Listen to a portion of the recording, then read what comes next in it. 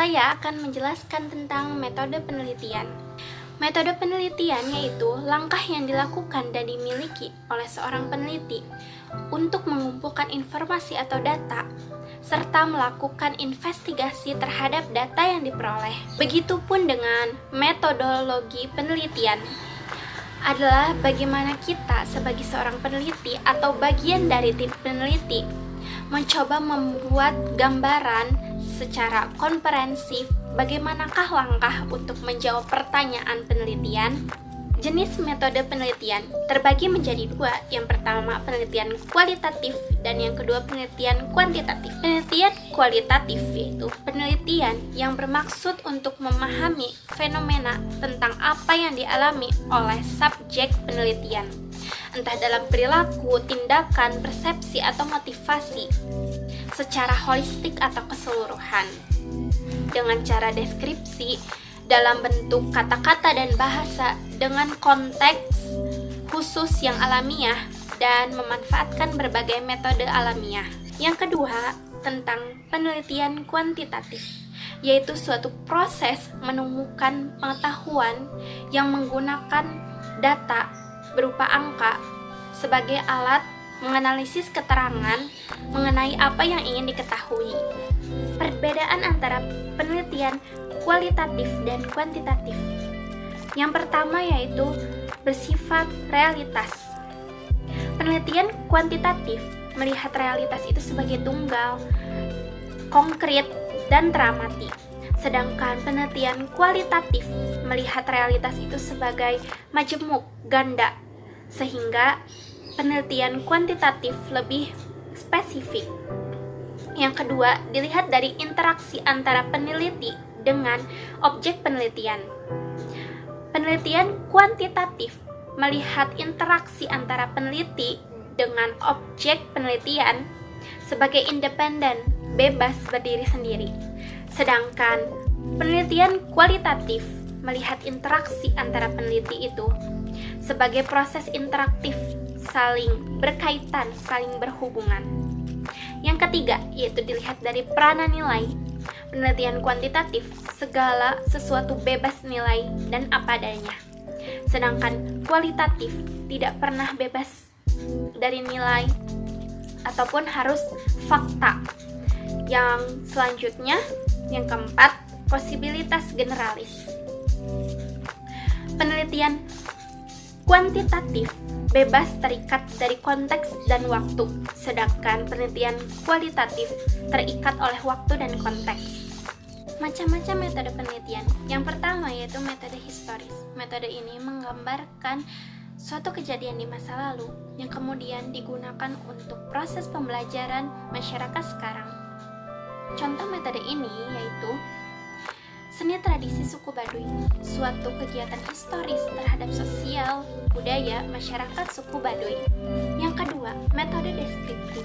Metode ini menggambarkan suatu objek atau subjek apa adanya dengan tujuan menggambarkan secara fakta dan karakteristik objek yang diteliti secara tepat. Contoh metode ini yaitu manajemen pengembangan kinerja dosen di Universitas Muhammadiyah Bandung, studi tentang penguasaan teknologi. Yang ketiga yaitu metode perkembangan. Metode ini bertujuan menyelidiki pola-pola pertumbuhan atau perubahan terhadap waktu. Contoh metode ini yaitu pertumbuhan ekonomi saat pandemi COVID-19. Yang keempat, metode kasus. Metode ini mempelajari secara komprehensif atau menerima dengan baik secara luas dan lengkap dan intensif, bersungguh-sungguh mengerjakan tentang keadaan sekarang serta interaksi lingkungan suatu objek tertentu. Contoh penelitian ini yaitu kasus demo yang terjadi tentang penolakan RUU Cipta Kerja. Yang kelima, tentang metode korelasional. Metode ini bertujuan untuk mengkaji tingkat keterkaitan antara variasi suatu faktor dengan variasi suatu faktor lainnya berdasarkan koefisien korelasi. Contoh metode ini yaitu hubungan motivasi belajar dengan kemampuan teknologi pada remaja. Yang keenam, tentang metode eksperimental. Metode ini menyelidiki kemungkinan adanya hubungan sebab akibat dengan cara melakukan kontrol dan kendali. Contoh dari metode ini yaitu pengaruh pemberian vaksin terhadap orang yang terjangkit virus corona. Yang ketujuh, tentang metode penelitian kausal komparatif. Metode ini menyelidiki kemungkinan hubungan sebab akibat dengan melakukan pengamatan data dari faktor yang menjadi penyebab sebagai pembanding.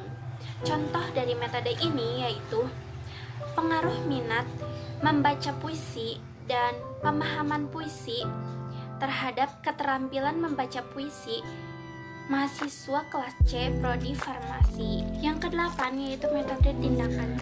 Metode ini bertujuan untuk mengembangkan keterampilan baru dan pendekatan baru dan diterapkan langsung serta dikaji hasilnya. Contoh dari metode ini yaitu meningkatkan imun tubuh manusia dengan vitamin dan makanan sehat. Yang kesembilan, tentang metode penelitian kuasi eksperimental semu. Penelitian ini bertujuan untuk memungkinkan adanya hubungan sebab dan akibat dalam keadaan yang tidak memungkinkan adanya kontrol dan kendali, tetapi bisa diperoleh informasi pengganti bagi situasi dengan pengendalian. Contoh penelitian ini yaitu pengaruh penerapan belajar online terhadap hasil belajar siswa. Objek penelitian. Objek penelitian adalah topik dari suatu masalah yang dipelajari dalam penelitian. Sebagai contohnya, kami meneliti orang-orang yang menolak RUU Cipta Kerja atau Omnibus Law. Jenis-jenis dari objek penelitian yaitu objek penelitian kuantitatif dan juga objek penelitian kualitatif. Yang pertama ada objek penelitian kualitatif, yaitu studi ilmiah yang sistematis tentang bagian-bagian dan fenomena serta hubungannya. Yang kedua ada objek penelitian kuantitatif. Menurut beberapa ahli dalam penelitian kuantitatif ada berbagai metode atau jenis penelitian, yaitu metode deskriptif, pencarian fakta menggunakan interpretasi yang benar. Dalam studi ini akan belajar tentang masalah yang ada di masyarakat, serta praktik yang digunakan di masyarakat dan juga dalam situasi tertentu. Penelitian komparatif digunakan untuk jenis penelitian yang mengarah pada perbedaan variabel dalam suatu aspek yang dipelajari. Dalam penelitian ini tidak ada manipulasi. Penelitian ini dilakukan sealami mungkin dengan mengumpulkan data dengan satu urutan. Hasilnya dapat dievaluasi secara statistik untuk mendeteksi perbedaan dalam variabel yang sedang dipelajari. Yang ketiga ada objek penelitian kolerasi, yaitu metode penelitian dengan tujuan menggambarkan dua fakta atau lebih serta sifat-sifat objek yang akan diperiksa. Penelitian ini dilakukan untuk membandingkan kesamaan dengan perbedaan atau fakta berdasarkan kondisi kerangka kerja yang ada sehingga hasilnya terlihat jelas. Yang keempat, jenis objek penelitian survei, yaitu metode penelitian di mana informasi dikumpulkan dari beberapa sumber. Dan yang terakhir ada jenis objek penelitian ex post facto. Metode ini sering digunakan dalam penelitian untuk menyelidiki hubungan antara sebab dan akibat yang dapat dimanipulasi oleh para peneliti. Teknik pengumpulan data yaitu alat bantu yang dipilih dan digunakan oleh peneliti dalam kegiatan pengumpulan agar kegiatan tersebut menjadi sistematis dan dipermudah olehnya. Interview atau wawancara yaitu proses memperoleh keterangan untuk tujuan penelitian dengan cara tanya jawab sambil bertatap muka antara si penanya dengan si penjawab. dengan menggunakan alat yang dinamakan interview guide, yaitu panduan wawancara. Wawancara terbagi menjadi dua. Yang pertama, wawancara terstruktur dan juga wawancara tidak terstruktur. Wawancara terstruktur seperti integrasi karena sangat kaku dan pertukaran informasinya antara peneliti dengan subjek yang diteliti sangatlah minim. Dalam melakukan wawancara terstruktur, fungsi peneliti sebagian besar hanya mengajukan pertanyaan dan subjek penelitian hanya bertugas menjawab pertanyaan saja. Untuk wawancara tidak terstruktur, lebih tepat digunakan dalam konteks wawancara santai dengan tujuan tidak terlalu terfokus, konteks talk show, konteks seminar atau kuliah umum, dan konteks lainnya yang bertujuan untuk mencari keluasan kebahasan. Observasi yaitu pengamatan dan juga pencatatan sistematik atas unsur-unsur yang muncul dalam suatu gejala atau gejala-gejala yang muncul dalam suatu objek penelitian. Jenis-jenis observasi. Yang pertama, observasi partisipasi, yaitu observasi yang dilakukan dengan observer terlibat langsung secara aktif dalam objek yang diteliti. Yang kedua, ada observasi sistematis, yaitu observasi yang sudah ditentukan terlebih dahulu kerangkanya. Dan yang terakhir, observasi eksperimen, yaitu observasi yang dilakukan terhadap situasi yang disiapkan sedemikian rupa untuk meneliti sesuatu yang dicobakan. Selanjutnya ada analisis data. Analisis data dibagi menjadi dua, yaitu ada analisis data statistik dan analisis data non-statistik. Analisis data statistik antara lain data kuantitatif, yaitu data yang berupa angka atau bisa diangkakan. Analisis statistik lebih tepat digunakan statistik deskriptif, data statistik inferensial. Statistik deskriptif digunakan untuk membantu memaparkan atau menggambarkan keadaan yang sebenarnya atau fakta dari satu sampel penyelidikan. Penyelidikan deskriptif tidak untuk menguji suatu hipotesis. Penyelidikan yang menggunakan data kuantitatif disebut data kuantitatif. Yang selanjutnya ada analisis data non-statistik. Analisis data non-statistik antara lain data kualitatif, yaitu data-data yang tidak dapat diangkakan. Analisis non-statistik lebih tepat digunakan. Data kuantitatif biasanya diolah atau dianalisis berdasarkan isinya atau substansinya.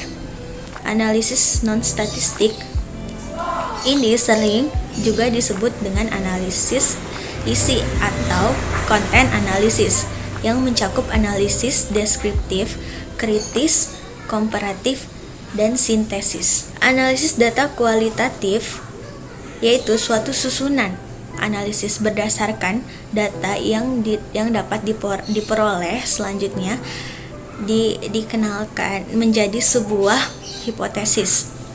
Hipotesis dirumuskan berdasarkan data tersebut. Selanjutnya dicarikan lagi secara berulang-ulang sehingga dapat dikumpulkan. Apakah hipotesis tersebut diterima atau ditolak berdasarkan data yang terkumpul.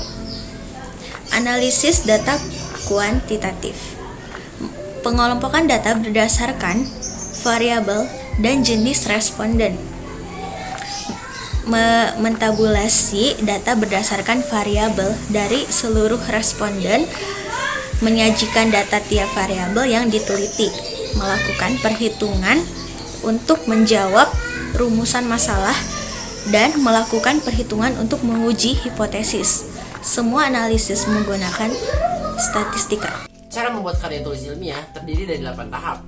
Yang pertama, tahap persiapan atau perencanaan. Yang kedua, tahap pengumpulan informasi. Yang ketiga, tahap pelaksanaan draft. Yang keempat, tahap menulis draft. Yang kelima, tahap revisi. Yang keenam, tahap penyuntingan. Yang ketujuh, tahap publikasi. Dan yang terakhir adalah evaluasi. 4 tips penting untuk membuat karya tulis ilmiah. Membuat judul suatu karya tulis ilmiah, membuat latar belakang, membuat rumusan masalah, membuat pembahasan sederhana yang sesuai dengan variabel judul. Dan yang keempat adalah membuat kesimpulan dan saran. Dalam suatu karya tulis ilmiah itu terdapat 7 bagian. Yang pertama adalah bagian pembukaan yang terdiri dari sampul, halaman judul, halaman pengesahan, abstraksi, kata pengantar, serta daftar isi. Bagian kedua adalah bagian isi, yang mana berisikan tentang pendahuluan, adanya latar belakang masalah, rumusan masalah, batasan masalah, pembahasan, tujuan penelitian, manfaat penelitian, sistematika penulisan, dan signifikansinya, serta metode apa yang mau digunakan. Di bagian 3, itu adalah pembahasan, mencantumkan kajian teori atau tinjauan pustaka yang disesuaikan dengan variabel yang dikaji, serta dijelaskan untuk memberikan argumentasi keilmuan dan kerangka pemikiran, serta pengajuan hipotesis masalah yang diteliti. Bagian 4 itu metodologi penelitian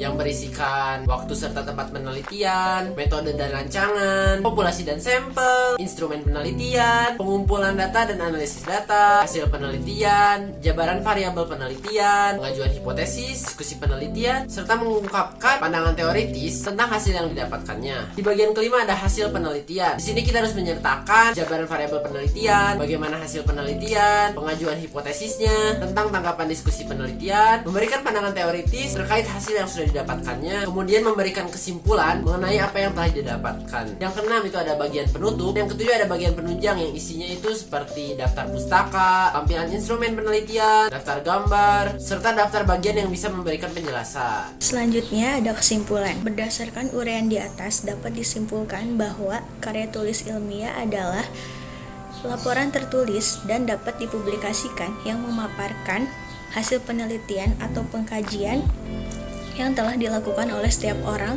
atau sebuah tim dengan memenuhi kaidah dan etika keilmuan yang dilakukan dan ditaati oleh masyarakat keilmuan. Secara keseluruhan, cara penulisan karya ilmiah yang baik sudah ditentukan, yaitu sesuai dengan tata bahasa atau EYD dan tata tulis yang disepakati oleh masyarakat akademik. Adapun yang termasuk dalam penelitian meliputi